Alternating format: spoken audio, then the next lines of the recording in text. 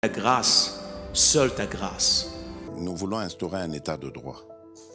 Et dans un état de droit, il y a une justice indépendante. Ce n'est pas à l'individu Félix Tshisekedi de commencer à faire justice.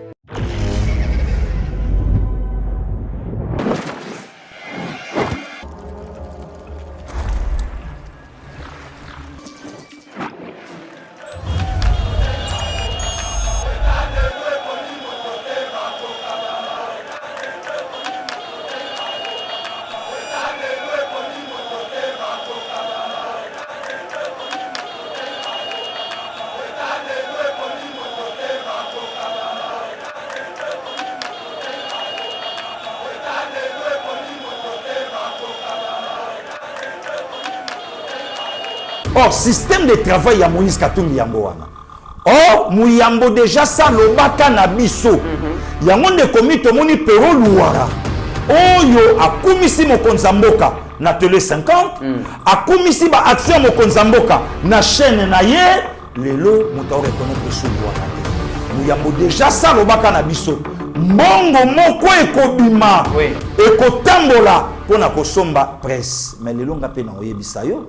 Mbongo moko pe bimaki wana oyo bimaka avant pona osomba bango ya siko liso ese bimi pona opesa pona nini discours échangé nde yango moni mbongo oyo Mouyambo prevenaka biso oyo bimisko ya mibale esombisiko na Mouyambo yeboko nanga na kumisaka vita te mais arbitre makambo nini oyo vita gagné okokata match papa tango ka Mazemba égalisé avec les bazui ballon va tirer dans centre.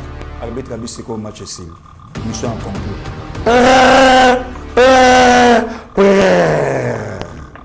Pas de baléli. Ah. Ndeko mit match ici. Vita Zonga équipe à Kinshasa. Vita Zonga sali mission. Katumbi ebete wana bakinwa. Siko nani oyo ye. Azotia na mutu na yeke balingi bakabola ngai na bakinwa na ngai balingi bakabola ngai na bino bakinwa na ngai mais foot ya kini lelo so ekomi na niveau ekomi Mazembe bakinwa bakotia ngo na mutu ya nani n'est-ce pas Moïse? Mima Mode. Bienvenue à Mima Mode. Mima Mode est le spécialiste de la chaussure italienne de luxe et du costume haute couture. Depuis plus de 25 ans, nous habillons nos clients avec les meilleures tenues pour de grandes occasions, telles que des soirées ou des mariages. Mais nous les aidons aussi à sublimer leur style personnel. Venez nombreux, profiter de notre expertise au 12 rue Parisis à Dreux. Et rendez-vous sur notre site www.mimamode.com. Profitez de nos promotions spéciales printemps jusqu'au 7 mai 2023. Avec Mima Mode, l'élégance au masculin, c'est pour vous. Mesdames et messieurs, bienvenue sur Yeba TV. Très heureux de vous retrouver dans le cadre de l'émission Éveil patriotique. C'est lui qui a l'information et les pouvoirs. Nous avons ces devoirs de venir auprès de vous pour vous dire qu'est-ce qui se passe en République démocratique du Congo.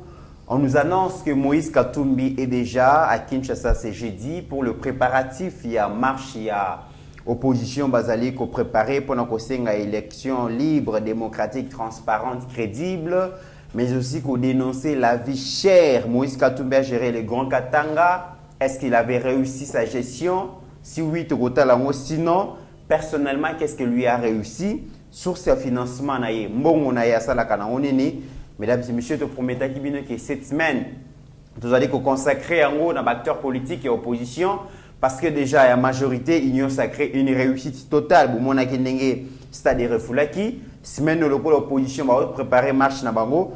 To eli bino pe ba figure opposition, bino boye ba bazali banani parce que bazoya ko senga pouvoir et pas na bino peuple dans les prochaines élections, mais au bazoaka comme pouvoir liboso, basala kana ngoni c'est l'objectif. Il y a semaine mobimba spéciale édition Moïse Katumbi, acteur économique sulfureux, Bokoyo Kayango, deuxième sujet, mesdames et messieurs, tu continues toujours à présenter Bino, qui est Joseph Kabila. Joseph Kabila Aza Nani, ce qui Moïse Katumbi, nationalité, est commis, des douteuses et que proposition de loi de des pères et des mères ont dérangé. Kabila Zalaki Nani, mesdames et messieurs, Bino Moko pour comprendre pourquoi ils n'ont pas réussi à développer ces pays parce que Congo Zalaki a bangoté.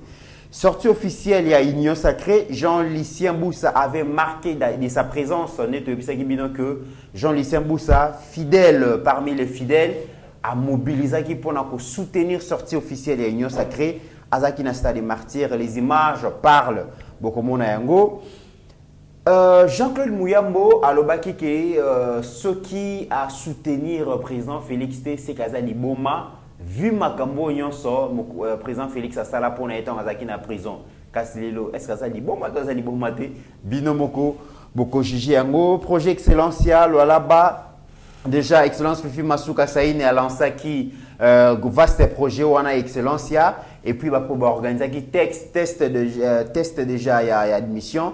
Beaucoup de monde en image. Bienvenue vraiment sur Eba TV, que vous allez bélir la République démocratique du Congo, mais aussi à travers le monde pour nous Eba Makambunini, Marco Lekalelo, na Eba TV. Merci à notre réalisateur Steve Kondé, Nabo Sanité assisté par Michel Kochoudi. Je vois notre jeune frère des papas, notre grand frère P. Bondo, Azawana Pewana pour que Makambouyon soit et les cas Malamou. Pasteur Guillet, bonjour et bienvenue. Bonjour des comités, bonjour, on a plus de 150 000 abonnés, puisque déjà tout est dépassé. Alors l'objectif est ça que tout comme à la fin de l'année, on a 200 000. Oui. Et ça a souhait à le président Chekito Mouchachino, il y a Maman Sylvie, donc souhait Nabiso, Yango Wana.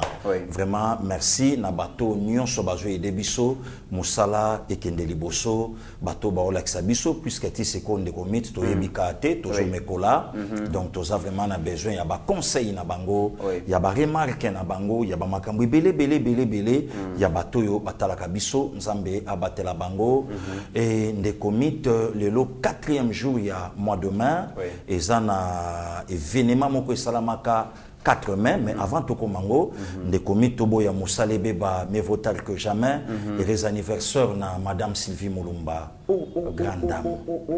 Pasteur Guillet, où est les infractions, Pasteur Guillet? Des comités ce qui est Bativi. Des comités suspensieux au combat. Ce qui est Bativi et Bossani date à les 1er mai. Des comités aux à mesure de grâce. Jour, donc, grande sœur Sylvie. Oui. Moulumba, Botama. Oui. Ce qui est Bativi de Bossani, ils ont maman d'infraction, Pasteur Guillet. Une bénédiction pour la famille Moulumba. Bénédiction pour la photo est là. Oui. Donc.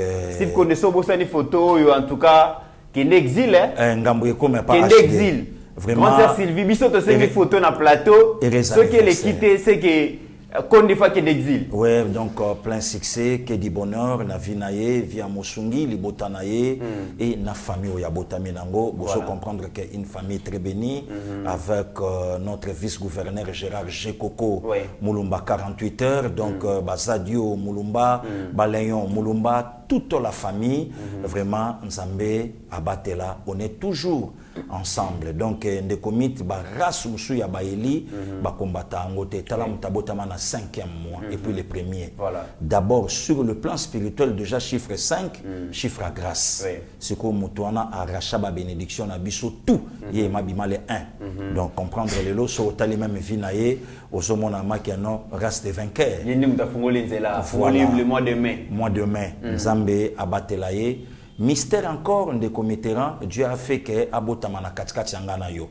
Donc yo clôturé les 30, il y a bandi les 1, ngana les 2. Bénédiction encore, des appels significatifs. Donc Nzambe abatela Madame Sylvie Moulumba, place à Sali, que du bonheur.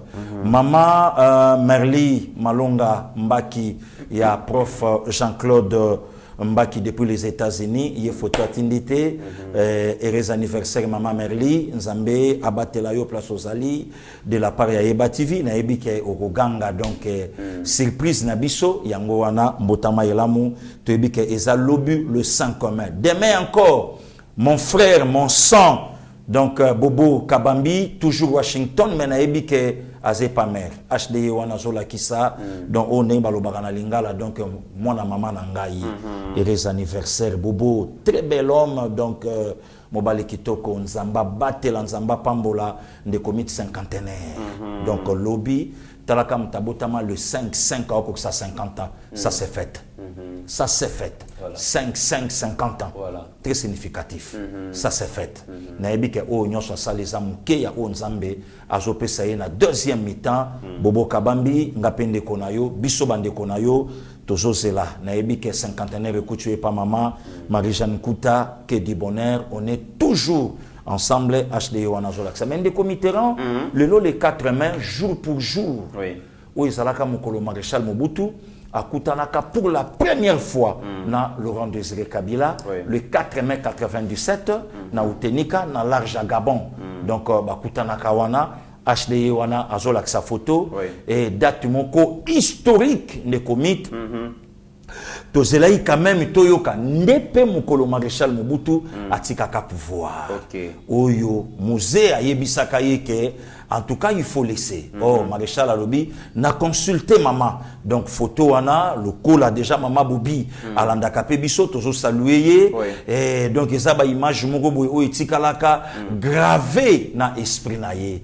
Et le loba tuana mi satu le loba zali sauter au milieu na bango Mandela Madiba le vieux sage o ya luka quand même paix et quota entre Banami Balé Yamboka. C'était le 4 mai 97 et je crois 12 jours ou 13 jours avant Chit Yakin.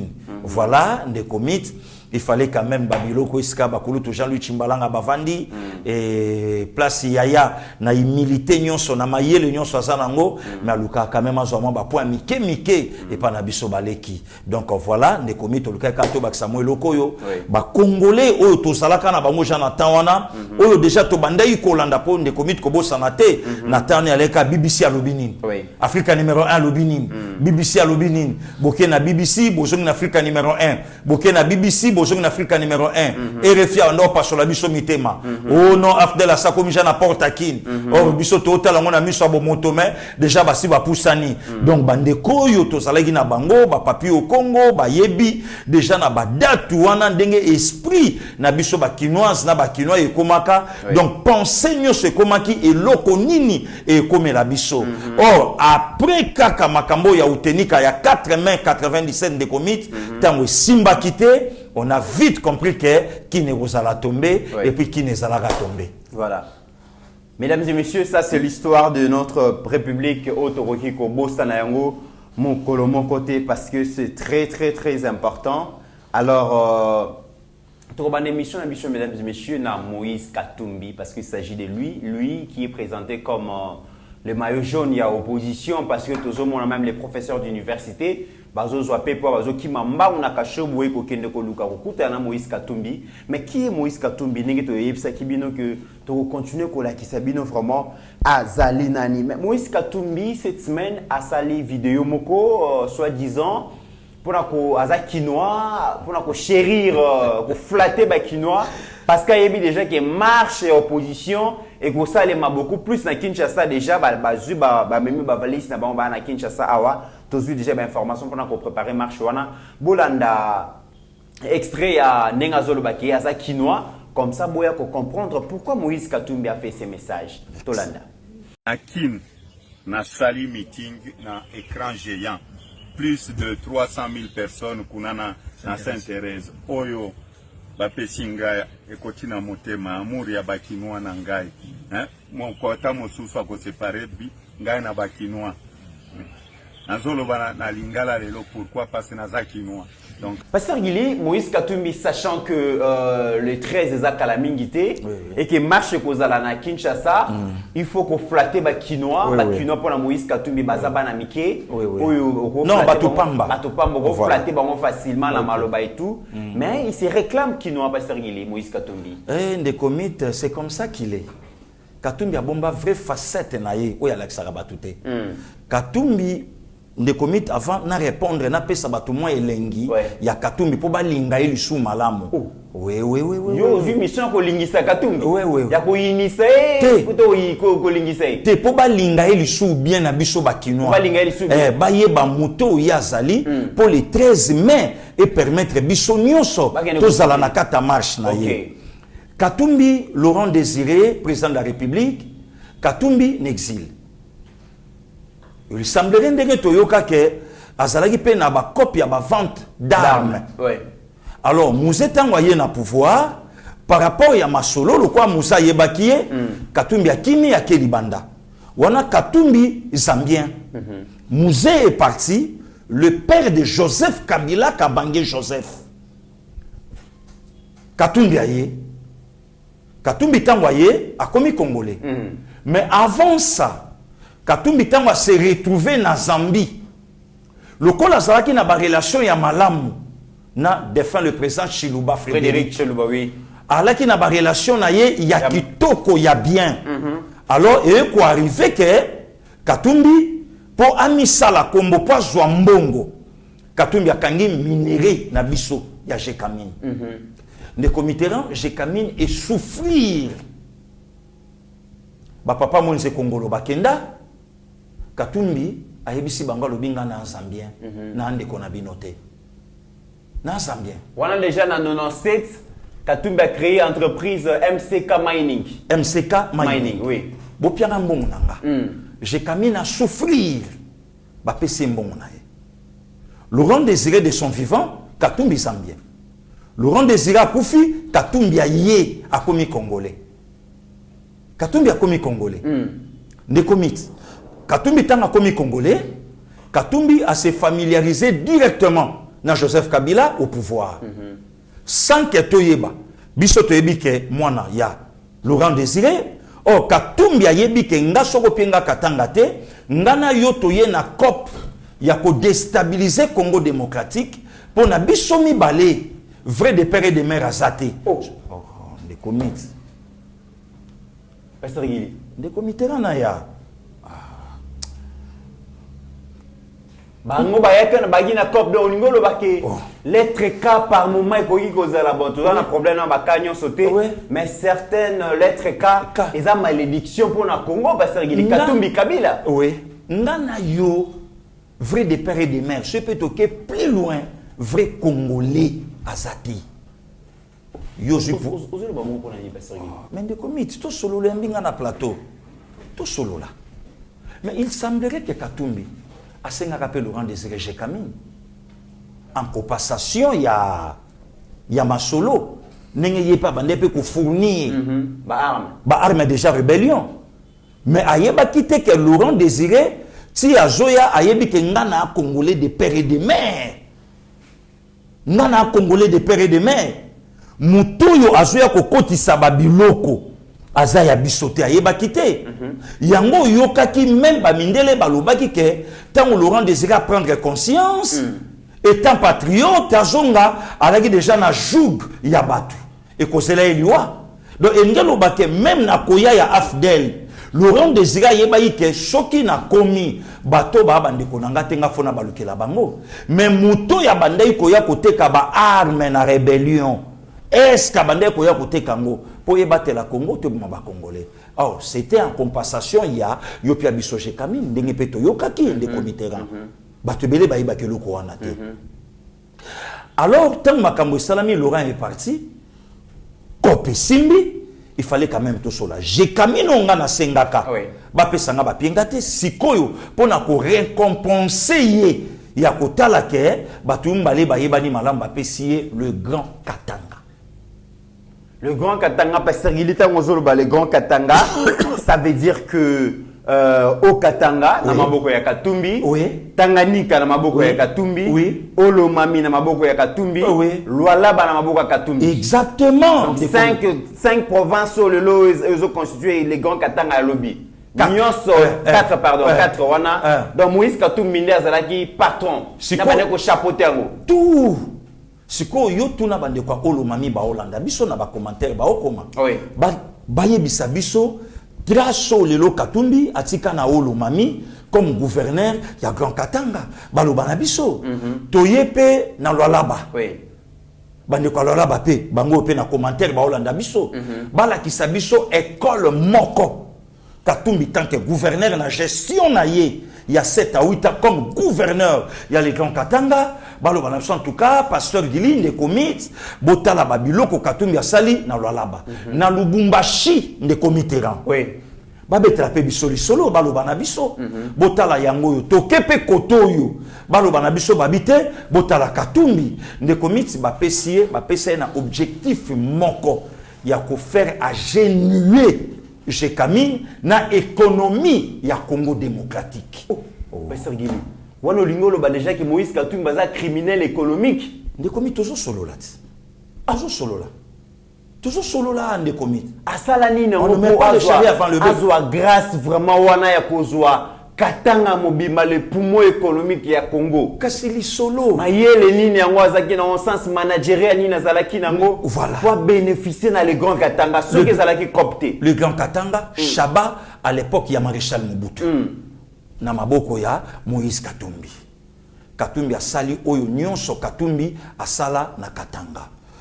Ndeko Mitterrand to poussani esika oyo to komilelo. Oui. Olobaki Katumbi tant que question ala kini. Katumbi kinois alingi ala kisa biso ke yepa kinois. Mais soki abi pasteur Guili na bat musu ba olinga ba kabola ngana bino ba kinois. On ne disconvient pas. Ndeko Mitterrand Katumbi apesa biso avenir ya ba joueur kinois ba évoluer na Mazembe. Toza na bango awa babenganga na yo na bandaku na bango to sola na bango ba ochola bango Katumbi oyo akoki ko batela un Kasayen te ndeko miti na oyebisa yo ke to sepelisa batu semaine oyo bako sepela batu bakozala d'accord batu bakolinga encore Moïse Katumbi makasi donc netinga pasteur Guili na lingi elishu makasi yango siko na bolingo o na lingi na expliquer pe batu po balinga ye bien Katumbi oyo akoka ko batela papa Kabaselete oyo muyambo aloba na biso un Kasayen oyo atreta ye mutu pamba wana pasteur Guili pasteur Guili tango za kotamu ozotanga kombo ya bato suba ba muyimuya mona ofungole chapitre na yemo pour la linga ki na fungola parenthèse mais to bombele chapitre te to zoika azali parce que bato mususu apparemment na bango moko c'est comme si baza sous crédible était ndeko miti crédible eza na lopoto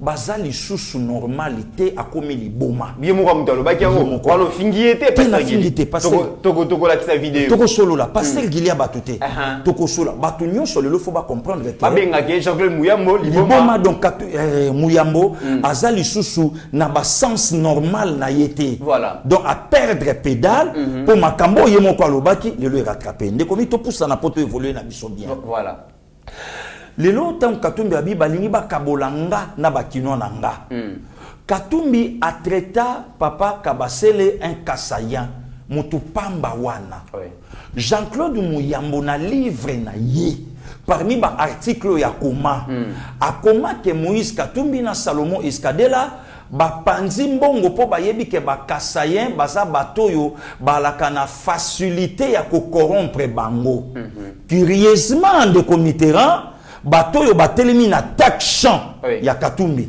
90% sont des Kassaïens donc c'est que Muyambo makambo Muyambo akoma Muyambo c'est la personne oyo ayebi Katumbi malam ayebi sabiso j'en passe ndeko Mitterrand Katumbi alobi ke bazolinga bakabolanga na bakinois nanga ndeko mit naza amoureux ya ballon rond nazala na match ya Deringi Mazembe na stade de Martyr match à 3-1 mais Katumbi tanga bimisaka GP abimisala ngo banani Paulo bakeba kinwa nanga bino nyonso boyebinga tant Katumbi abimisaka GP na stade de Martyr o biso toyebaki yango na kombo ya pistolet tant abimisa pistolet abimisala ngo banani pe alingaka bomelango banani n'est-ce pas bakinois de Mitterrand n'est-ce pas bakinois et le loyo to yebike Katumbi a engagé bato puisque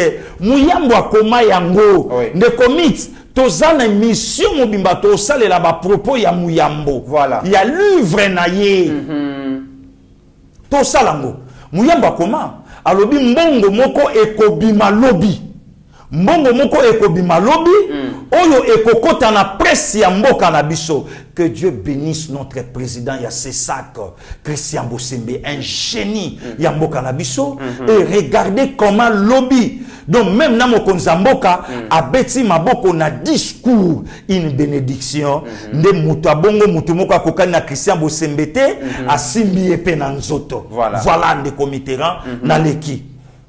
Alors mutu ya boye o muyamba aloba lobi mbongo moko ekobima lobi oyo bakokotisa ngo na presse congolaise. Presse wana ndeko mit motif ya mbongo wana ekozala nini? Kolave image ya Moïse Katumbi. Yango omoni lelo ndeko moka journaliste atika branche azaki nango ya musique akoti akoma beret rouge.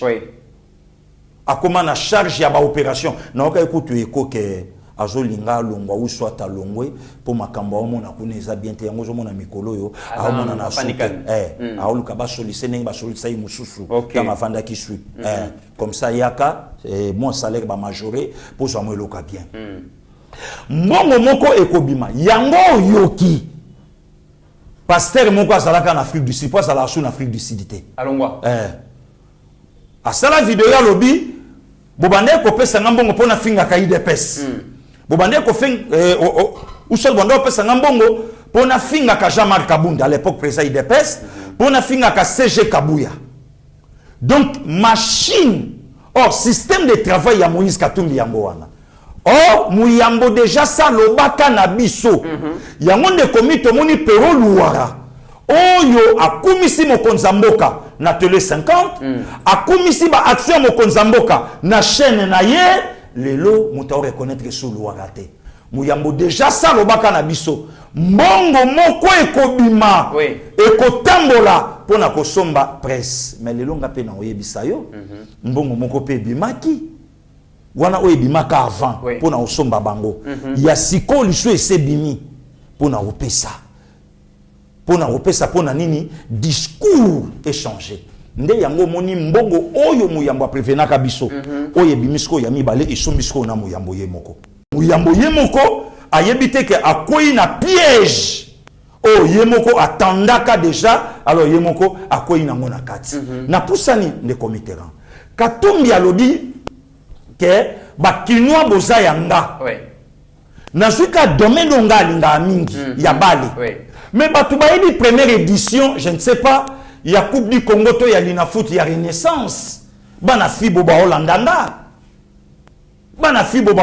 yi papa avec mukuna alanda biso papa kotati na kata terrain pour abimisa ba joueur abibo bimato kende o eza sou balete wana bakinoa te club Mazembe vita omene Mazembe na Lubumbashi 1-0 na yebite so FIFA yebaka makambo na bana ve ya ba holandanga basala émission mobimba mutu nyoso akumisaka vita alongola kombo ya Katumbi na mutu na ye vidéo salama biso passer gilité ndeko Mitterrand match ezobeta mandeko mit 82 minutes ekoki ba récupérera parfois 3 2 ou soit 1 ce qui peut barrer déjà à la inangote mais ndeko mit ba ebisa arbitre bomba siffler que match eko aussi la soe Mazembe égaliser te 10 minutes to kendegat ndeko mit temps additionnel to comment ba 18 te ba je mais nini arbitre abibolo kaka makambo boye bakate ke o eza Lubumbashi boko beta wa soki Mazembe tiete match eko sila te nzembo andeko na biso frère José Nzita donc bango nyuso donc biso nyuso nanga na kumisaka vita te mais arbitre makambo nini oyo vita gagné okokata match papa tango ka Mazembe égaliser avec les bazui ballon ba na centre arbitre abisiko match sil mission accomplie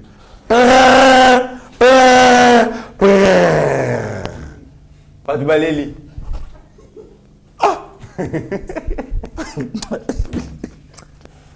ndeko mit match esili vita zonga équipe à Kinshasa vita zonga sa l'émission Katumbi ebeteke wana bakinwa siko nani oyo ye azo tchana mutu na yeke balingi bakabolanga na bakinwa na ngai bakinwa na ngai baleki bakabola ngai na bino bakinwa na ngai. Mais foot ya kini lelo so ekomi na niveau ekomi Mazembe bakinwa bakotia yango na mutu ya nani n'est-ce pas Moïse? Ndenge olobi ke Katumbi no position mais ndeko médecin hypocrite. Katumbi est hypocrite. Est-ce que Katumbi a senti ma responsabilité? Katumbi argentin peut perdre. Peut perdre comme na souka comme konyoko la biso. Katumbi a kiti abimi na bateau a joie canalise. Pour ala qui sa na opinion que makambo na bango wana nga na zate. Or ba piloter mboka pendant 18 ans na Katumbi. Katumbi na union sacrée mais na yeba TV. To bandesha ko bango awande comics avant fin 2022 Akobima. Katumbi akobima. To komi juste na fin 2022 Katumbi abimi. Katumbi abimi. Pour ala qui sabino que union sacrée ba échouer sangai ngande mutu na vision ya kobongisa bino. Katumbi a sa responsabilité. Et mutu ya boye. Biso tozwa mboka na biso tokende topesa ye. Non. Katumbi oya kenda kofunda ba Kinois te. Mais Katumbi akenda kofunda ba Congolais. En général des comics. Katumbi akenda kofunda ba Congolais. Et pas banani et pas ba tata na ye. Ne comité la naya. Est-ce que le lo Katumbi akokene na Israël te? Le lo Katumbi akokene na Grèce te? Abe tapito le kenaza candidat président de la République qui n'a mboko puisque tata na ngam mboko. Très bien. Parce que les gens ils ont intéressé biso mingi semaine oyo. Oti ko ba makambu ya lobi to beleke mamba lobi lo leki to beleke makambu prédation. Ya ba économie ya mboka, Katumbi na ba Kabila et tout ça. Lelo totu le beleke ya Katumbi est-ce que ça criminel financier té? Mesdames et messieurs, Moïse Katumbi en 97 déjà a créé MCK Mining. Boyebi que principale source ya richesse ya Onatra, Office national de transport na série wana, et zala qui dans le chemin de fer, on va ko transformer et va ko transporter ba minerai. Ba minerai. Donc ba ko tsa mwambongo. OK. Katumbi ya boma société nationale ya chemin de fer pour nini motala ba véhicule yo H Kisa akuna matata. Voilà. Asomba ya plus de 500 et asomba tellement belé. Tant bon mon véhicule, voilà bien mon transport, ce qui est aller-retour, c'est combien? Ça peut coûter combien? Voilà. Katumba boma société nationale chez Somba ba camion wana ba minéré nyoso ya chez Kami yende transporter en mais oui. Tant abomi on attrape Pasteur Gili ba tunyo so no travailler na onatra wana ou ba no mwambongo wana ça veut dire que un paiement koti ba kufa chômage paye et koti des comités ba papa ba makambo belé ba papa ba kufa ba kokati oui ba papa ba kufa les comics rappelez quand même bande comment moké na plateau na yo oyambinga lelo oui combien de grèves bande ko salama na on a boulevard to banda okende ngana yo ba mandala la ba pne kotumba ba cercueil est-ce que lelo ezalaka mais grâce à Moïse Katumbi ba papa batu ba kufa ba benga biso dans société nationale chemin de fer et kufi a créé akuna matata ne commit objectif na bango oui puisque tant to chaka 18 ans la ka Joseph Kabila te bango nyonso na kati objectif na bango ezalaki ke eloko nyonso ya ba congolais eloko nyonso eza na bénéfice ya ba congolais eloko nyonso oyo ba congolais ba ko bénéficier nango po na mboka na bango ba bénéficier nango te il faut bisonde tozwa ya l'état alors privé emela ya l'état yango omoni onatra akuna matata kiu ameli yango seconde komiti yebisa batuke ba camion wana ezate ba minerai zo kende pona mboka te ya privé ya mutu ya ye moko oh nde komiti ya ye moko mais tandis que ba train et bande ko kende wana pona bénéfice na biso nyonso ba congolais et même minerai ba mbongo wana bazo futa ba congolais na ba congolais ba travailler ka wana et soki wana tende comité le lot plus de 10 ans Nenzela ya engunduka train na Lupoto et ye kozonga tant Félix Antoine Tshisekedi Tshilombo a commis mokonzi ya Congo démocratique allez-y comprendre des comités Donc mituka wana esombami te pona biso. Mituka wana esombami pona ye Entreprise privée à Katumbi. Donc ba préféré baboma Onatra. Oui. Azalaki na combien de basali. Donc c'est-à-dire combien de familles Onatra abandai kobokola. Et puis de commit kobo sanate na deuxième république. Oui. Soko tangi 4-5 compagnies ya malamu ya Zaïre. Oui. Onatra abandai kozalata parmi les 3 premiers. Mais va faire montrer na opinion que Onatra compagnie moko ekufa nango, compagnie moko ya Pamba, compagnie moko ya Mawatro, ndenge moko pe na ba poste na biso. Voilà. Donc ba la kisi biso ke poste Mawatro, mais ndenge pe toyoka masolo mbongo nyonso ya 30 décembre 2018, poste mutabimisa grande partie. Voilà. Poste. Batime tikala ya Pamba. Mais mbongo ezalaka wana. Mbongo ezalaka wana. Ba la kisa sko na boni po ah! Mais pas ça fait na tino ba plan mon poste. Aïe! Kunate. Tika. Na yebi mbule ekomate. Ba la kisa ke poste Mawatro. Ndenge mona Onatra. Ne komiti biso zalaka awa ba société lokwa ba SMZ. Deringa obeta na matadi contre SMZ. Compagnie compagnie maritime zaïroise, quelque chose comme ça. Oui. Voilà. Tunango. Pouvoir à 18 ans, t'es bomiango. Hein? Le lot, c'est comme mituka oyo maeswa la kisi. Zéro. Wana sko yambo kate. Wana kiaku kiaku. Kiangani. Pasteur Gili, déjà, na MCK wana et créé les Moïse Katumbi mbongo ya ebele ya kosakanate. Voilà. Mais Katanga et s'est retrouvé le grand Katanga s'est retrouvé dans la gestion de Moïse Katumbi. Mais Moïse Katumbi a vu quand même mbongo ya prédation. Le but de l'accès bino ndenge pasteur Daniel Ngoimulunda a lobby comment est-ce que Moïse Katumbi a s'enrichir miraculeusement. Voilà. A comme na mbongo ebele mbongo wana et outi na ba MCK et tout ça. Voilà. Azostala na monine au moment où ba Katangé bazata na ferme moko ya province T. Bazata na eloko moko na champ moko ya province T. Koulia na bozo dépendre na Zambie et tout. Mesdames et messieurs, Moïse Katumbi s'est tapé une ferme au Banobengango, ferme Futuka. Ok. Il a réussi en privé, mais en public, en termes de gestion publique, à réussir. Ok. Et Katumbi prend les luxes pour inviter les membres de l'Union européenne, la délégation des États-Unis. Baye comment on a réussite privée à Moïse Katumbi. Baye comment on a yango, croyant que c'est la province. La province est réussie, mais Katanga, Moïse Katumbi a réussi en privé. Et le message c'était quoi? Allah qui s'en a Mindele qui c'est un bon gestionnaire, voilà. Mais en privé. Totalement comme ça. Merci beaucoup, Ndeko. L'ambassadeur de l'Union européenne en RDC, Jean-Marc Châtenier, a conduit une importante délégation auprès du président Moïse Katumbi ce mercredi 16 février 2022 pour une série de visites essentiellement centrées sur ses activités agro-pastorales à Lubumbashi. Les points essentiels de cette activité ont été la découverte de ces immenses étendues de plantations des pastèques aux impressionnants volumes. Un produit de consommation souvent importé à prix d'or et qui pousse sans effort en nombre exponentiel sur les sols de la ferme Futuka.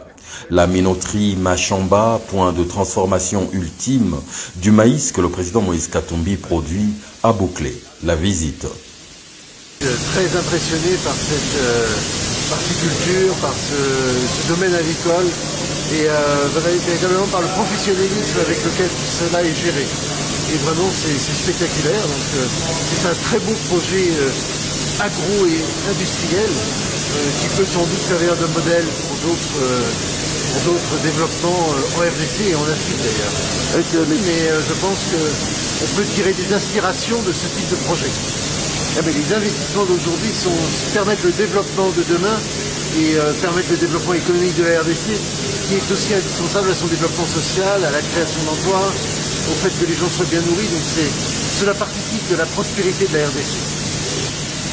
c'est incroyable qu'on a pu réussir avec tout le monde d'infrastructure ce genre de production. C'est très bien organisé. J'ai été très impressionné par la visite. Pasteur Gili, comment la ferme où un individu a réussi à ça là? Comment on a un Pasteur Gili, mais comment on a province où est Katumbi Mbongo et Tigali pauvre. Mais Katumbi Mouta, il a tout gagné. De combien de provinces de Congo? Oui. Congo o esali Katumbi azala o Katumbi a komi lelo. Nzete ya mbila Katumbi alona ezate. De combien totamboli pe katanga na yo. Oui. Totamboli na yo. Sous la bénédiction des Meneta, tolongwa na mutuka depuis Sandoa, si tokoma lushi. Donc totambola tomona comment et combien Katanga est sa vierge. Mais Katumbi a simbi à mon amaboko zéro. Ndekomi curieusement mon frère. Pourquoi batouana nyon soso ba sali eloko o ya bango? Ya bango. Ya yemoko. Bazaka fier na mo. Ya mboka te. Ba la ka fier nango ya ko invité, ya ko benga sko ba paya, bo ya bota la mission o bo pesa ki biso accompli enveloppe na bino pesali. Ya liboso Mamo Livlembe Kabila a invité Cardinal Ambongo. Cardinal Ambongo incapable ya kotuna Mama Olive. Na jardin botanique ya Kisantu. Mukoloni ni pe bapaya bakouta libanda. Ba ya kota la jardin botanique ya Kisantu. Ndenge pe bino bo sali pe musala bo bongisi yango. Zéro. Ok. Mukoloni na zo ya Kinshasa. Tout le monde appelle ba espèce yo bosomba kalibanda et ya ndekomi to mona ngando moko ya na cercueil soki ya 10 mètres na aya na caisse Pasteur Guillaume na caisse cercueil wap na caisse que to lo bakaka na cercueil na caisse ya la ka ndenge musando kote na lingala aya basomba ye libanda ateka makape libanda mais pona nini te Kabila na musungi na ye bakanisa ka zo oyo biso to banda ko tanga pendant 9 mois na joie en fonction ba okenanga na zo vraiment pona nini ta kanisa ka même fikin le koma popcorn lo bibiso to liaka masango a foire na tongo bo bima na balabala na ba kaleso a pamba to kende ki fikin o bando lia masango na biloko apema.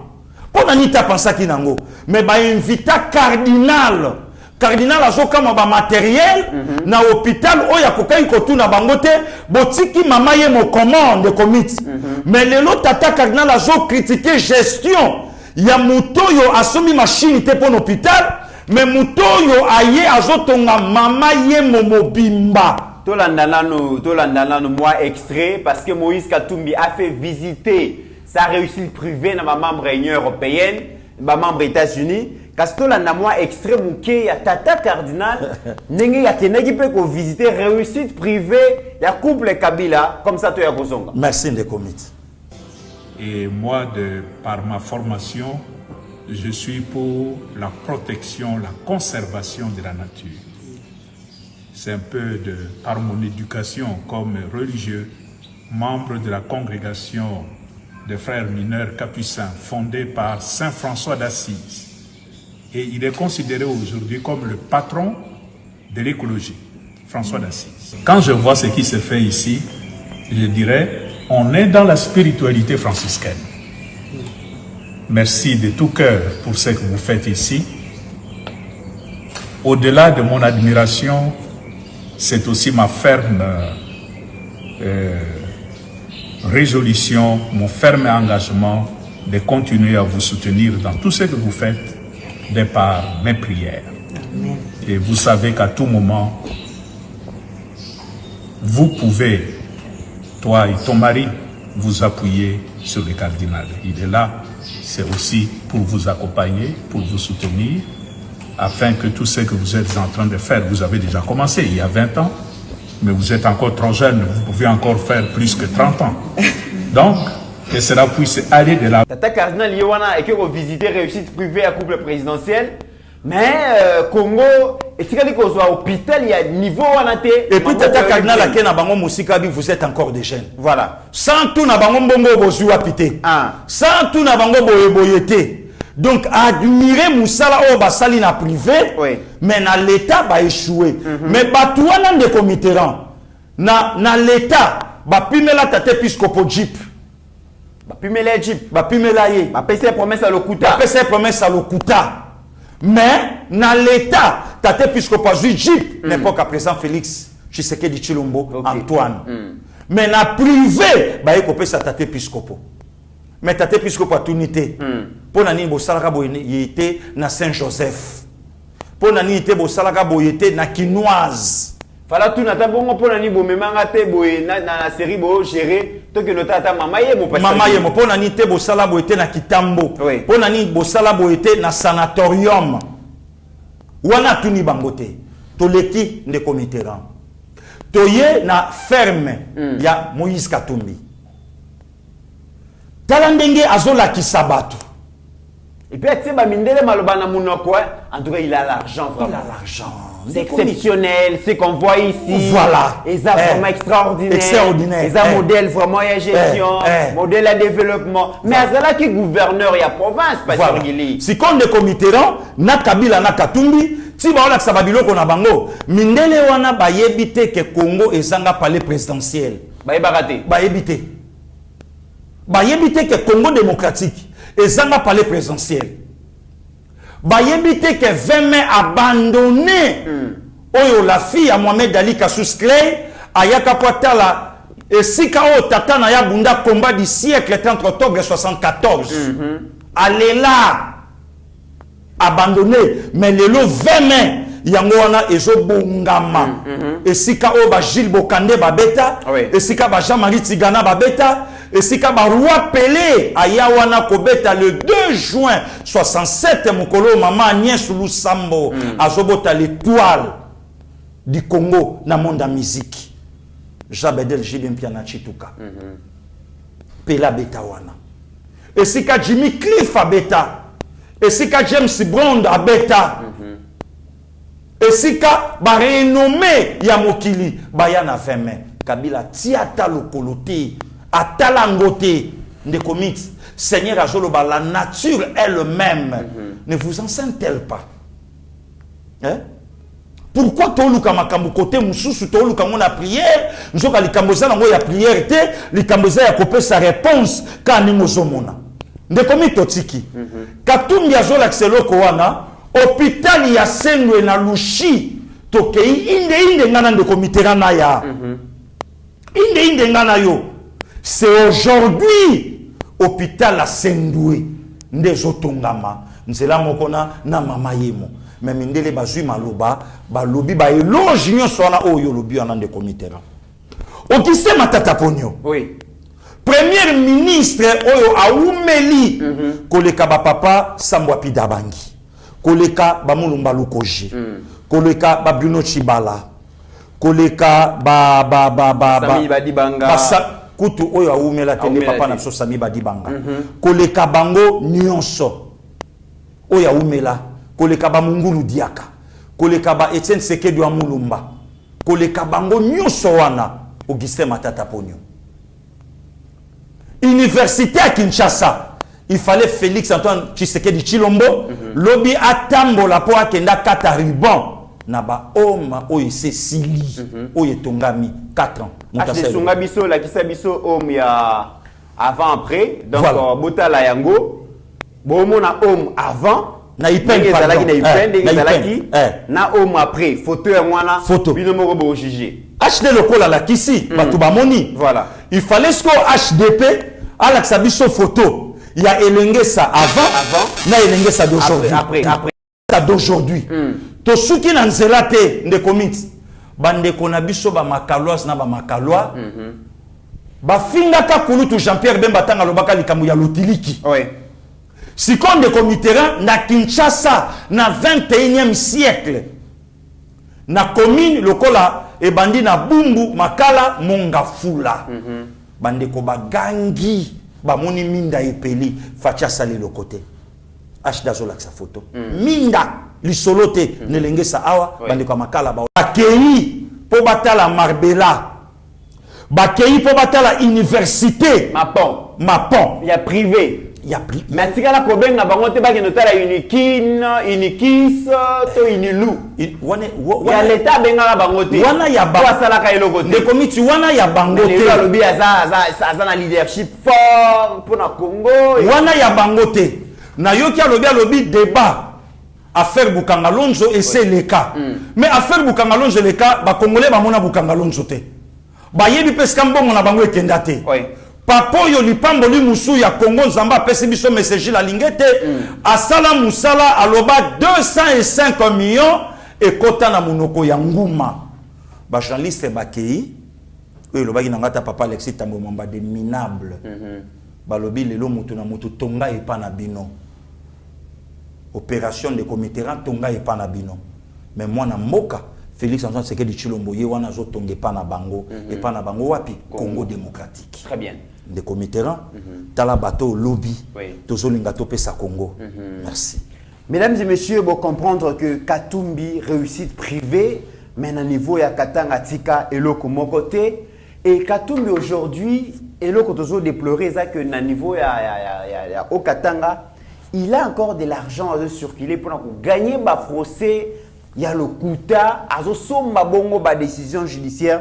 Il travaille même avec certaines banques. Mesdames et messieurs, information et les cas qui ont partout que banque, Ecobank, Azui Bongo, Mbongo Yabatu, ya société Octavia, a payé à Moïse Katumbi 5 millions. Je pense bien que HD Azola qui sa document parce que 5 millions ya batu ya Pascal Beveraji batinde la Moïse Katumbi et décision judiciaire ezali bazoluka DG ya Ecobank un Togolais mandat d'arrêt ngona Kondazola qui sa amonana te conseiller directeur juridique lui c'est un Congolais même porté disparu Katumbi travaille dans la mafia et d'ailleurs Katumbi a traduit un journaliste en justice na Belgique, mesdames et messieurs, on a dossier autoroyé la bino lobby, il y a quoi ça démocrate. Mais journalistes sont na commune makambo so pas sergili à l'obaka. Voilà. Nyo so pas sergili à l'obaka.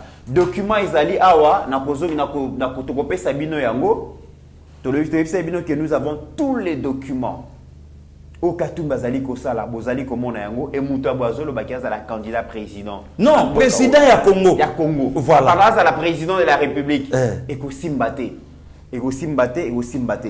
Alors, Pasteur Gili, il y a le dossier à Jean-Claude Mouyambo. Exactement. Un acteur politique qui se veut être sérieux. Qu'est-ce qu'il a dit? Qu'est-ce qui lui arrive? Moïse Katumbi, Jean-Claude Mouyambo, Azali Boma. Voilà.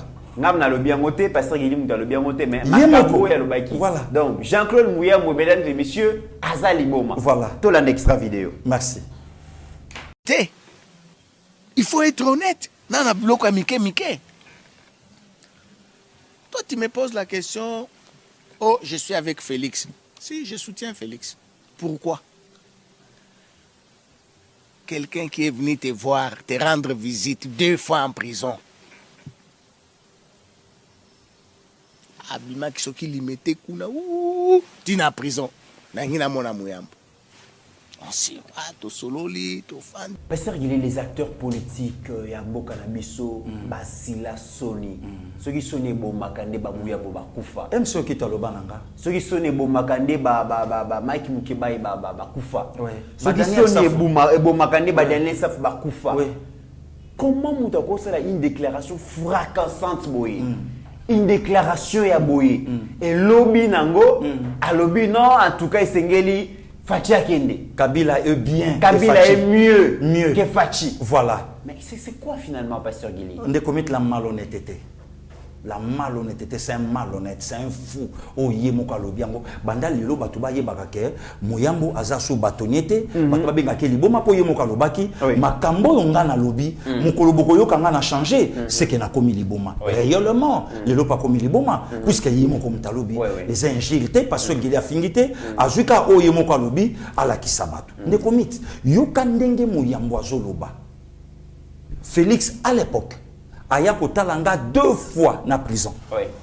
Yemoko, quel niveau? Il y a ingratitude na muto asaili obolam. Si kon de komit yoka, o Yemoko Mouyambo alobi alobi, On ne peut jamais comparer les comparables. Franck Diongo, oya kosaka batukenga na sambaka pona bima. Mais yoka ndenge muyambo alobi. Yoka ndenge muyambo alobi les bâtonniers. Si aujourd'hui Katumbi azalelo na mbokoyo que Achem Makolo na Kinshasa, mais muyambo apesi réponse à moto à Salakaya. Voilà. C'est pas biso. Ouais. Puisque batunyo so bayebi ke biso to ababolole. Biso ba peso na IDPS, ba Gili, ba Chole, ba Son, ba René, ba Gustave, biso nyonso na bato amonaka biso ba Kitenge, ozu ba Maître Franck, toza mayelete. Batunyo so bayebi ke to ababolole. Ouais. Mais ce que tala les bâtonniers makambo ya zoloba. Hein? Que ce qui Katumbi a zonga awa grâce à un moutou. Oyo a ordonné que vous passiez passeport à zonga awa. Oui. Ne comité, il y a un journaliste, le député. Bakanga ye makambo na oloba avec tout le respect mon général Sylvano Kasongo ayebi. Makambo na oloba na plateau na yo kulutu Jean-Marie Kasamba ayebi. Muto ya bimisa mbongo na ye na libenga na poche na ye nde mutaku mokonza mboka lelo. Na kota nga même montant $300. Après ça bokende bo foutre la moto na ni Daniel Nsafu. Abima. Abima.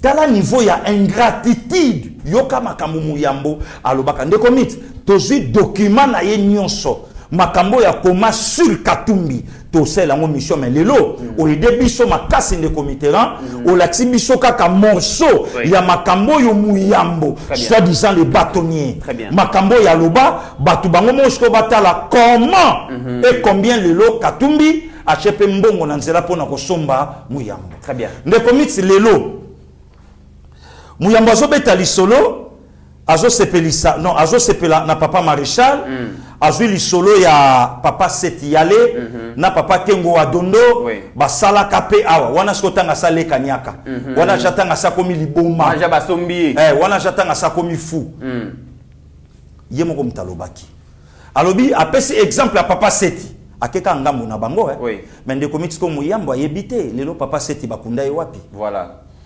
À Portugal. Corps ya papa Seti yale lelo ezawapi muyambo ebisa ba congolais.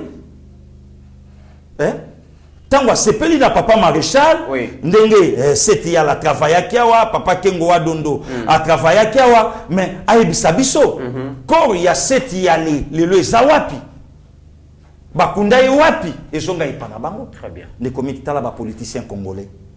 Très bien. Tala ba politicien congolais. Ne komi to une mission à l'Andarabiso. Ouais. Il est parmi bateau yo bazwaka vidéo yangana ndeko nanga bala mwangi atindela pe bato. Atindeli muta ebisi muta mutangwa ebisi ngalobi ye mutabwa kinga me aye do alandaka.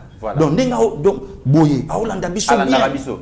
Aotala biso. Tala niveau ya bato ndenge basombi bango. Et na ba journaliste lobi balobaki le lotala commentaire na ferme di calme di sérieux mais di calme na katanga izate di sérieux na katanga izate donc on a créé ferme bazo sala masangu non bateke la bakatange azwala mais yemoko gouverneur pour ça la bakatange le quoi les comités incoopérant tokobeta lisolo ya MC Patou Zambien oyo Katumbi azo présenter Muyambo c'est mon frère. Voilà. Tokobeta lisolo ya MC Patou. Très bien. Oyo azwa ki marché ko kotsa fufu na Jekamine moyena $10. Voilà. Non, $15. Yemoka kotsi yango na $30. Voilà. Ba papa Jekamine ba pangusi mutoki, ba boaki yango na C. Tokobeta lisolo. Très bien. Ah, OK. Alors, mesdames et messieurs, histoire ya République démocratique du Congo depuis 2001 si 2018 et kozalaka sombre. Je me pose la question. Nos enfants, nos arrière-enfants, tant qu'on va apprendre l'histoire de la République démocratique du Congo, qu'est-ce qui s'est passé? Peuple congolais, tout ça, wapi. Pour te consentir, makambo to lingito lo basigo na pasteur Gili. Histoire moko ya Sony, ya Passi. Tout ce qu'on peut faire aujourd'hui, tous à ma disposition pour que cela ne puisse jamais, plus jamais se reproduire. Joseph Kabila Kabangi, qui est-il cet homme? Agera biso nengenini. Pendant plus de 20 ans, 4 mandats il nous a gérés. En tant que peuple, en tant que souverain. tozalaki wapi? Qu'est-ce qui s'est passé? Est-ce que bakotaka biso na coma? Est-ce que tcheka biso ba anesthésie na yebité? L'histoire, cette histoire ne peut plus jamais se répéter. Yangwana Moïse Katumbi à tout prix, mesdames et messieurs, ceux qui ba congolais, il y a seconde nature to boité, mais qu'on gère beaucoup plus jamais. Boyoka makamozali koleka. Pasteur Gilito Betali solo ya Joseph Kabila Kabangi. Qui est Joseph Kabila Kabangi? Tobandana na Moïse Katumbi. Qui connaît mieux Kabila Kabangi? Abete la biso Kabila Kabangi auta wapi? Merci Ndeko. Tout l'andana extra vidéo voilà. Merci. Merci. Qu'on donne la chance à tout le monde de s'exprimer. Il ne faut pas utiliser l'État au détriment des autres. Parce que moi, j'avais ma carte d'Isaïr, la carte verte avec flambeau, j'étais en train même de la regarder aujourd'hui. Mais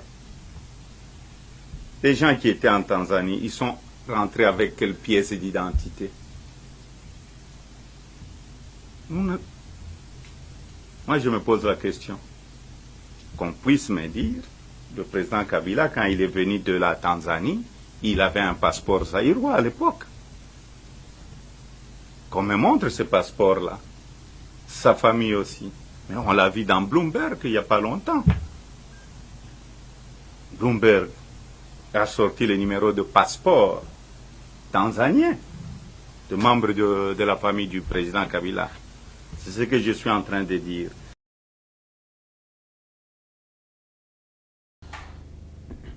Pasteur Gili Katumbi oyo ayebi Kabila bien abeti lisolo ayebi biso kuta boy no beta lisolo bibo tuna bango voilà tangu bazala babaye bakomaki na RDC bazaki na passeport bo tuna bango. Pasteur Gili Katumbi nous montre le vrai visage de Kabila. Mais bayeba ni Ndeko Mitterrand bayeba ni yimu kabeti lisolo abibo tuna bango bayaka na quel passeport sayurwa o bakotaka nango voilà. Non seulement ye mais na famille na ye na famille na ye dans na famille na ye ça veut dire que Zoé Jeannette voilà famille à 3 personnes baba lisakate bakufela kate bala bomona balaka bamo misatu balaka na manifestation en famille te bazana neve oyo akolate azalaki na alaki na 15 ans tant oncle na joki bukonzi a commis siko dans les 38 40 fois bala et rien et bana nieste asalaki fausse couche non basa rien donc Ndeko Mitterrand talandenge tozalaki bloqué na prison ya ciel ouvert ya batumoko bobaye bandimisi biso oyo bango bayebisaki biso tozala donc famille zanga cousin neveu bazala vandi boye Joa keta la mère aleki leki ya mama Sifa yemtanda ko tikala na bango tong banda ko kima lelo tozo kata ba Daniela tozo ka ba Roseline tozana bango baza ebele awa tozana bango wana nani ote Christian Tshisekedi le frère direct du chef OK wana nani Jacques Chibanda Tshisekedi OK wana donc ozomona eyebani non wana tante donc eyebani bazana bango awa elobi na ngutu donc ata madame Pascaline toujours saluer eskazo landa biso kasongo abi leader ngana tanga na bobo Tshisekedi classe moko donc ayebiye madame Pascaline Kasongo ayebi bobo Tshisekedi mais Ndeko Mitterrand biso ufanda awa Ndeko Mitterrand to abana mike to yokama na OZRT bato baolela babini nite maréchal Mobutu akufeli grand frère na ye mon photo boymani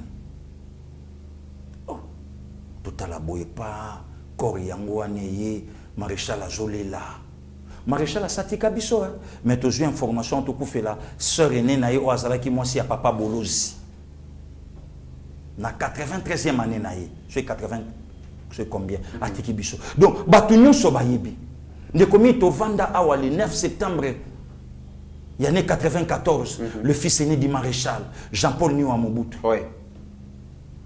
to vanda wa maréchal Asake le 24 septembre 98 Kungulu Toyoka to vanda wa maréchal Asakoufi le 27 je crois novembre 2003 Maître Madova vie mandat Mobutu to fanda to zoyoka mais ndeko miti biso vai na bato ba gérer biso et le baranango yo moko ndeko mitirana ya 4 mandats oncle na bango azate mais na kanisa ki passer donc maman sifa botama ye moko mais na kanisa ki passer gili na kanisa Moïse Katumba kosa ki biso te eloko ekamusi Katumba le baki vrai Dada Jeannette a confirmé information Katumba pesi bon nana nous vidéo mesdames et messieurs binomo boyoka comment Dada Jeannette a confirmé makambo Moïse Katumbi auti ko loba na vidéo voilà et puis azo loba ngo wapi na représentation nationale voilà ba député nationaux tant ba yoka ki yango ba banga ki kaka po za Dada Jeannette to ndenge nini mutu azo loba vérité Yolanda merci beaucoup de comité.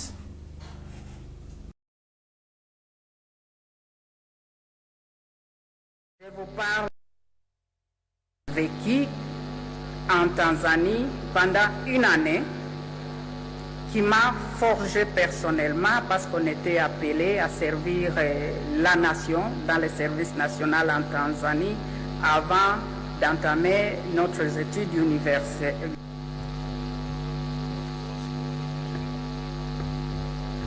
Honorable Présidente, je vous remercie pour la parole m'accordée, mais d'ores et déjà, je vous demande votre indulgence parce que je suis sûr que je vais dépasser les 4 minutes m'accordées. Honorable Présidente, honorable membres du bureau, honorables députés et chers collègues, comme les honorables députés qui m'ont précédé, je saisis cette occasion pour vous féliciter et vous encourager, Monsieur le Premier ministre. Par exemple, les jeunes qui terminent leurs études secondaires et les autres peuvent être appelés à servir la nation pendant 3 mois ou plus pour, dans des centres, disons, de service national avant d'entamer leurs études universitaires. Honorable Présidente, je vous parle d'une expérience vécue en Tanzanie pendant une année qui m'a forgé personnellement parce qu'on était appelé à servir la nation dans le service national en Tanzanie avant d'entamer notre étude universitaire. Honorable Présidente, je vous parle d'une expérience vécue en Tanzanie pendant une année qui m'a forgé personnellement parce qu'on était appelé à servir la nation dans le service national en Tanzanie avant d'entamer notre étude universitaire. Olikambao, comme moi, Pasteur Guili, service national les alaka réservé pour les Congolais. Voilà. Et donc pour la voilà. Et c'est la nationalité ou on pour servir la des pères de mères à Tanzanie, des pères de mères à Tanzanie et Salama Kelele était. Mais des pères de mères à Congo. Ah, tate puisque pas ngal ngola sotana beta mutuliko fi yoka Jeannette Kabila ne komitinga linga la pona limbola. Yoka nenga lobi apesi ndakisa na salaki na service national na mboka na biso notre nation mboka na biso mboka na ngate mboka na biso et confirmer directement makambo Katumbi alobaki botuna bango tanga utaka Tanzanie bayaka na quel passeport zayurwa sikoyo Jeannette aolo bango wapi na parlement. Et puis bande ko bosunganga na soluka vidéo wana nazomona ezo salate bosunganga botindela vidéo na oyebeza nango bozolanda botindela ngai na émission moko Zoé Kabila lobi c'est depuis 97 que nous appartenons voilà na famille Kabila voilà la kisa vrai visage ya bato ba géraki biso en tout cas botindela ngai émission mais comme taolo bango na parlement et sika ba élu du peuple, la représentation nationale. Bavandi. Nous a scandalité. Ne komiti mutaoloba na mboka na biso, notre nation. Oui. Mais de même aussi makambo Katumbi alobi na Zambie. Voilà. Bozaba ndeko nanga naza ya bino. Zambie mboka nanga sénateur. Bino boza yanga. Eleki na mupepe na matoi ya tate piskopo. eleki na mato ya chole balobi fo muto akufa Katumbi aza congolais mais ba congolais oyo ba okufela Katumbi Katumbi alobi Zambie eza mboka na nga Jeannette alobi yango na parlement Katumbi a confirmé biso na vidéo wana problème te wana etali tate puisque poté wana etali tate puisque poté sikoyo Jeannette aloba nini Jeannette opesa biso lisolo autrement dit il y a loi de père et de mère.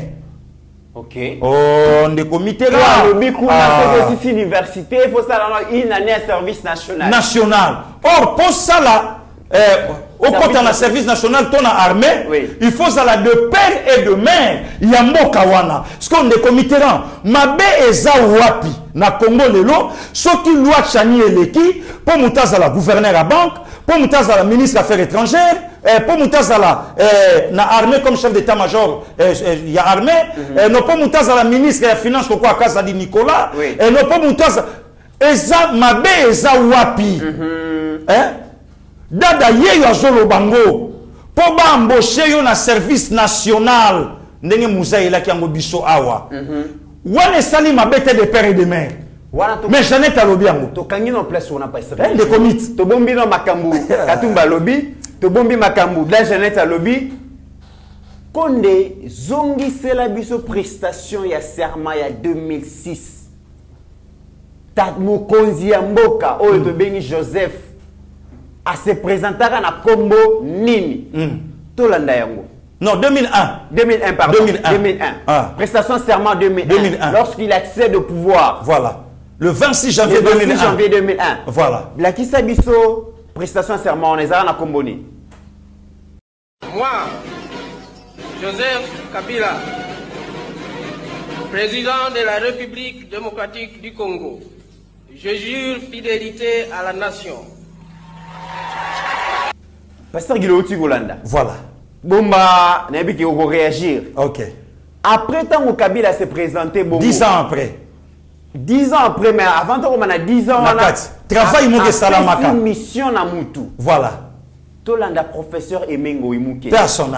Oyo azwaki mission ya ko attribuer na Kabila identité katangaise. Tolanda yango mesdames et messieurs. Merci de comité. Kabila Kabange Joseph. Moi, Joseph Kabila. Kabila Kabange Joseph. Moi, Joseph Kabila. Élu président de la République démocratique du Congo. Tolandi yango. Troisième vidéo. Voilà ce qu'on a pris de conscience qu'a Katangé. Voilà. Ok. Le col a déjà Moussala et Salami. Et pas ça, il passe ça. Voilà. Moussala et Salami. Ba PC identité katangaise. Donc ba PC une province. Appartenance à la province de la République démocratique du Congo. Ba PC ba combo. O esengele ki azala l'aise.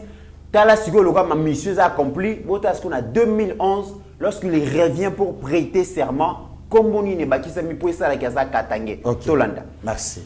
Ça travaillait beaucoup et il voulait avoir quelqu'un qui construise son image ici comme Katangé et comme fils de Mouzé. Vous pouvez poser la question au président actuel, le surnom de Kabangé, il est venu d'où?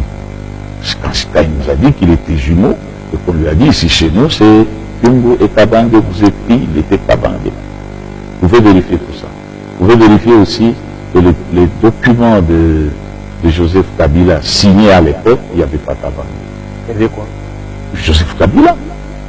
Donc je vous dis pourquoi j'ai été nommé.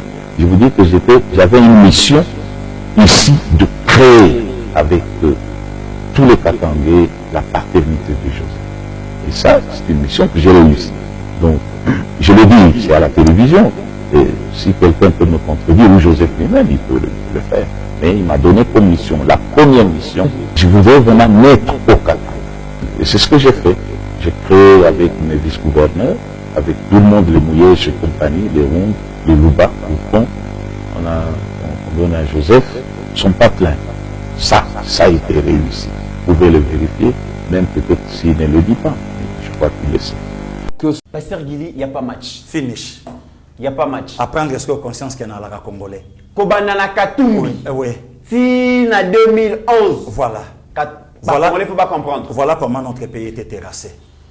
Et les commettants, batuma bafandi balandi biso aname conscience balobité ngana ndeko Mitterrand to ba congolais de père et de mère loi Chani leki et loba nango papa évêque à quoi bonga na otokabwani na oyo nyonso salami est-ce que ekoza la moko ya raison ya liwa ya papa emengo yumuke na te quand même que non pona obomba vérité voilà hein ndeko Mitterrand et biloka boye il faut Kabila songa yebisanga nde David auto la kisibino vraiment boye Kabila façon nde Katumbi fa comme président Congo hein mboka ya bato ya mayele esika Etienne Tshisekedi wa Mulumba lali pongi esika Antoine Gizenga Fungi alali pongi esika Bombokolo Kumba Iselenge alali pongi esika Joseph Albert Malula Ngalula alali pongi esika ba Muzungu Christophe balali pongi tombo ezate esika ba Papele Ngesa ba Patrice Emery Lumumba baza sikoyo esika ba Nzondomio Adopelingo bazali balali pongi babite Katumbi akoma président Congo ya bato mayele Congo ya ba Jean-Luc Chimbalanga Congo ya ba Docteur Bosembo Congo ya bato mayele lelo Congo ya ba Nzanga Mobutu Congo ya ba Jean-Pierre Bemba Congo ya ba Jean-Lucien Boussa Tomba Congo na bango Congo ya ba Guy Lwangomboyo hein Congo wana Congo ya ba Del Kainda Congo wana ya bato wana ya Bouania Congo ya ba Jean Didier Boudimbu. Faut te corriger l'histoire pasteur. Non, faut te corriger l'histoire Mboka. Non. Avec Mahamuto Tiko la en tout cas na oyo nyonso to la kisi batu.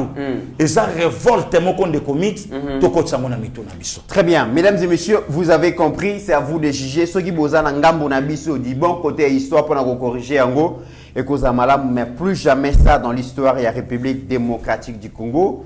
Sortie officielle à Union Sacrée, Jean-Lucien Boussa n'a parti na Bazala Kiwana. Pasteur Gili, de plus en plus, Jean-Lucien Boussa Azo, la Kisa c'est un grand leader. Excellent ministre. Il s'affirme. Et Azo, la Kisa vraiment que na Union Sacrée, Aza n'a pas à contribution. Il a une place. Tolanda extrait, il y a participation là-bas, on a sorti officielle, il y a Union Sacrée.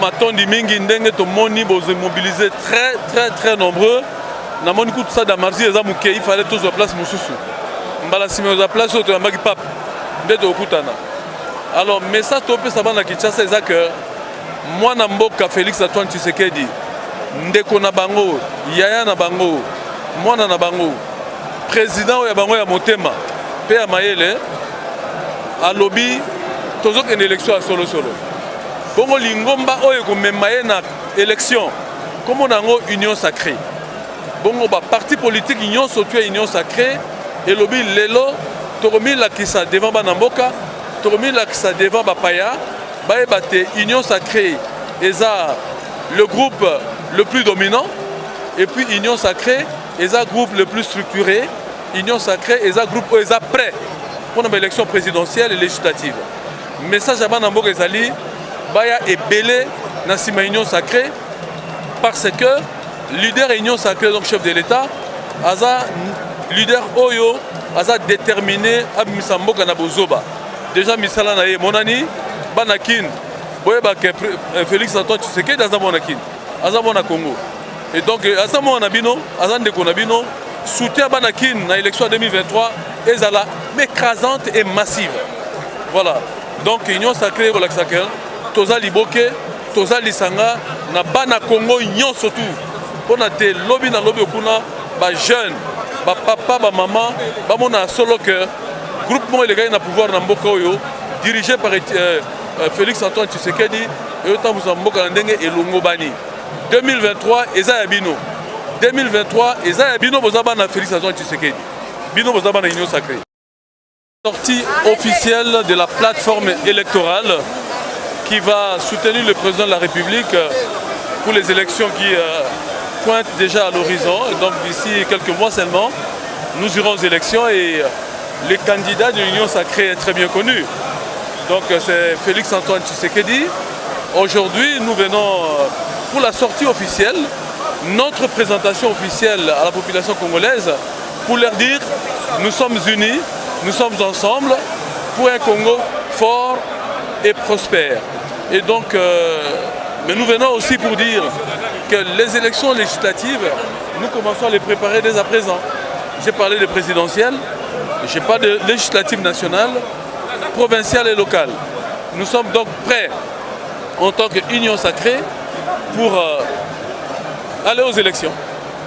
Parce que nous allons gagner, notre candidat président va gagner certainement, parce que nous mettons toute l'organisation en place, nous mettons toutes les intelligences ensemble pour que la victoire soit écrasante et certaine. Pasteur Guili, Jean Lucien était là avec une forte mobilisation.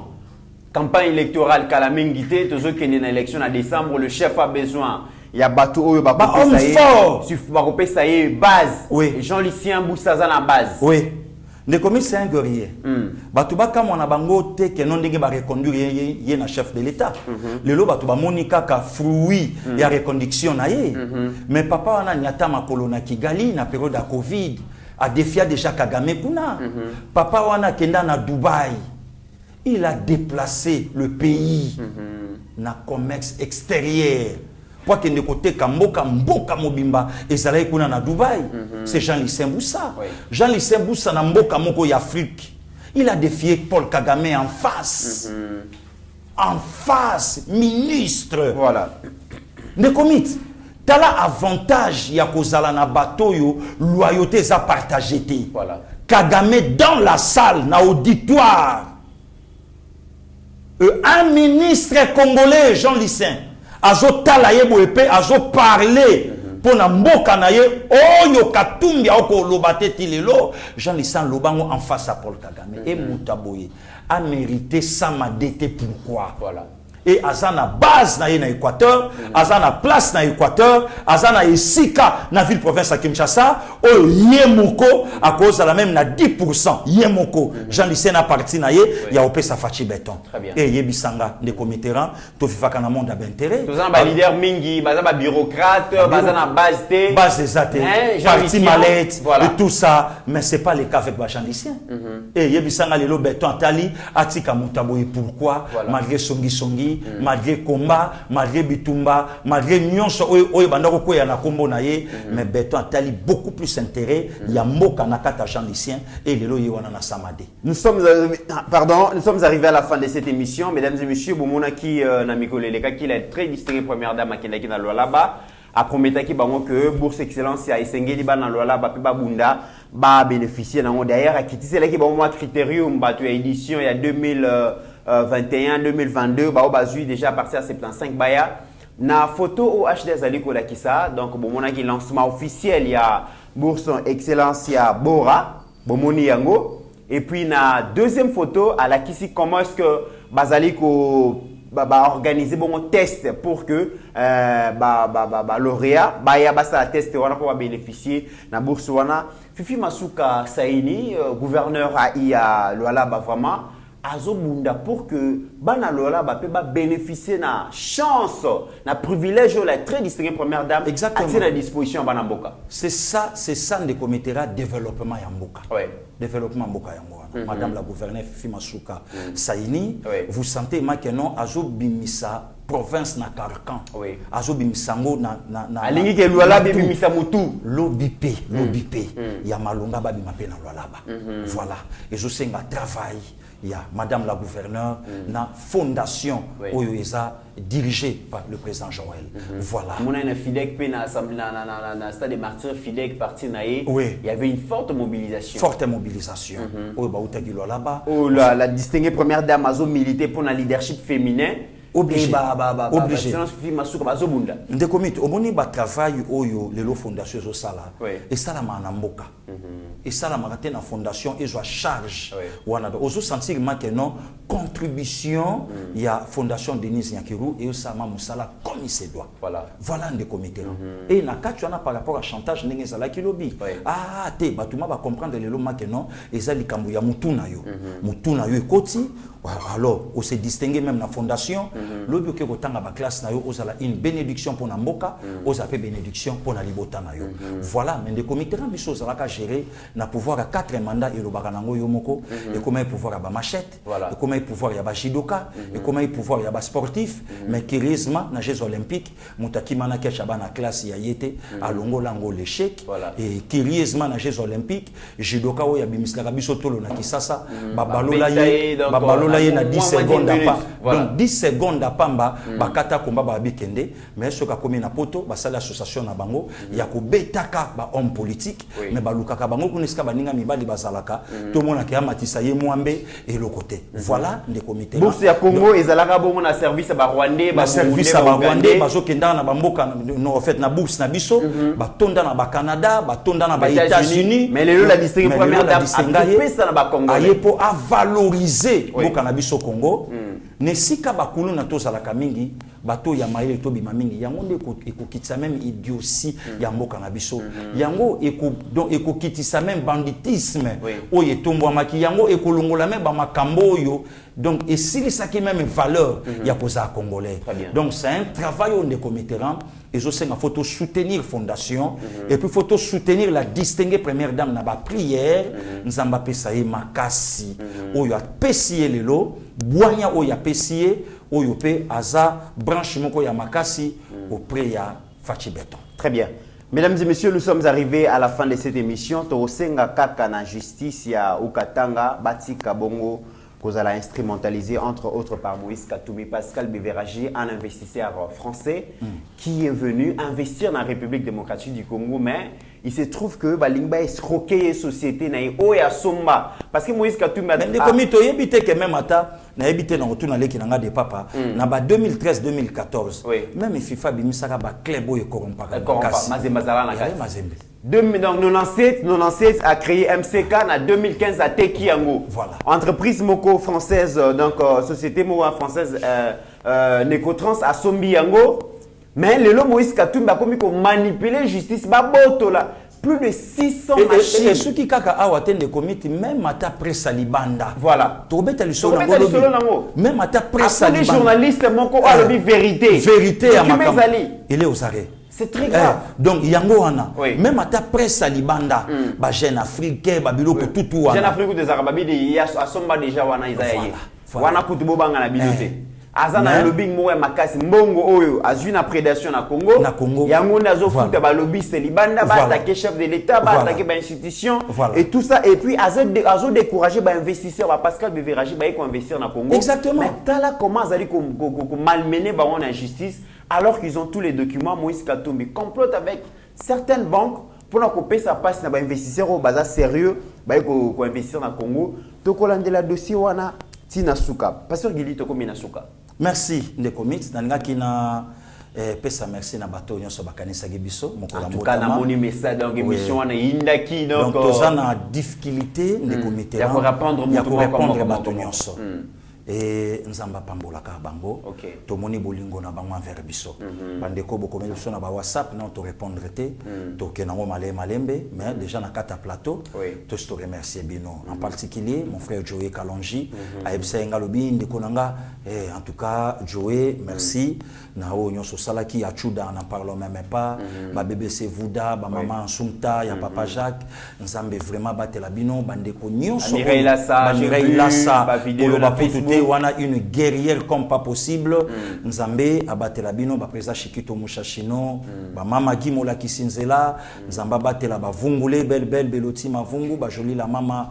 Vraiment merci Nabino, on est toujours ensemble et bola kisi biso bolingo oyo biso petope sakabino. Vraiment merci Penayo de comiteran na ba elojo sala kinga c'est pas donné na motonyoso. Babilo ko ane sala magasoko lali na selke inde kalolo bango. Vraiment mon frère. Et mon nous vivant. Oza vraiment awa nakata motema nanga. Merci beaucoup. Merci na bande konangai ba HD ba Steve Konde, ba DG Shadrack, ba Mesha Kochudi, ba Mike Barabi, ba Ninga Nyonso. Et Yeye Mbombo Didier. En tout cas, le troisième intellectuel, Papi Josso, le troisième intellectuel à Kabeka Mwanga, un vrai animateur. Merci Nabino, on est toujours ensemble. Très bien. Merci Mbekomit. Encore une fois de plus, vraiment, to Sengi Bolimbisi, na grande sœur Sylvie Moulumba. Grande sœur, ils ont pas sergilité, Steve Konde Mouta Mouta Ibiso Jourona, tu éviter qu'est-ce qui s'est passé. Steve Mouta Mouta Ibiso Potobosana, Tokobosana on les soutient. Et puis Petolaki et ses côtés na moto. Voilà. Puisque Ezala Biso liwa lelote. Voilà. Voilà en tout cas, donc liwa lelote. Voilà. Voilà. Au-delà de nos divergences d'opinion, la RDC reste plus grande que la somme de nos ambitions individuelles. En attendant, portez-vous bien, mesdames et messieurs, car chaque jour est une vie. Merci. Ta grâce, seule ta grâce. Nous voulons instaurer un état de droit. Et dans un état de droit, il y a une justice indépendante. Ce n'est pas à l'individu Félix Tshisekedi de commencer à faire justice.